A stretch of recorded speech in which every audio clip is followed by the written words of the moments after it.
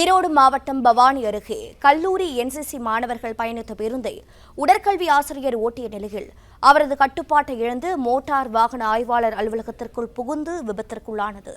விவரங்களை செய்தியாளர் சக்திவேல் விவரிக்க கேட்கலாம். சக்திவேல், வணக்கம். தற்போது பேருந்தில் பயணித்த மாணவர்களின் நிலை என்னவாக இருக்கிறது?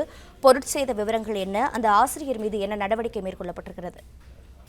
நாமக்கல் மாவட்டம் குமாரபாளையம் பகுதியில் செயல்படும் தனியார் கல்லூரியைச் சேர்ந்த என்சிசி மாணவர்கள் மற்றும் விடுதி மாணவர்கள் 40 பேர் இன்று விடுதி காப்பாளர்கள் பிடி மாஸ்டர் அன்புச்செல்வன் ஆகியோருடன் ஓட்டுநர் மகளீஸ்வரன் கல்லூரி பேருந்தை எடுத்துக்கொண்டு ஈரோடு மாவட்டம் பவானி அருகே உள்ள ஊராட்சி கோட்டை மலைக்கு மலையாற்று பயிற்சிக்காக வந்துள்ளனர்.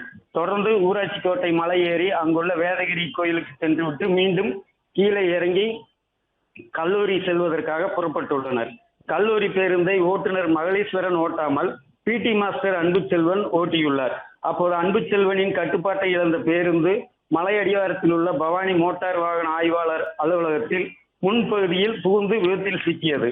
மாணவர்களின் அலறல் சத்தம் கேட்டு அக்கம் பக்கத்தினர் உடனடியாக ஓடி வந்து பார்த்தனர். பேருந்தில் முன்பக்கம் முழுவதும் மோட்டார் வாகன ஆய்வாளர் அலுவலக முன்பக்க தூணை இடித்துக் கொண்டு சிக்கிக் கொண்டது. இதில் பேருந்தை ஓட்டி வந்த பிடி மாஸ்டர் அன்புச்செல்வன் பேருந்தில் சிக்கிக் கொண்டார்.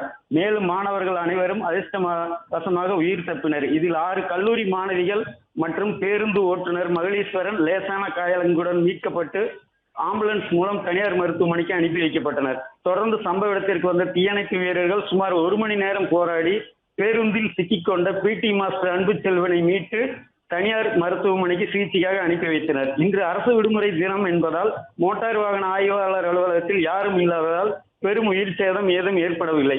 விபத்து குறித்து பவானி போலீசார் விசாரணை மேற்கொண்டு வருகின்றனர்.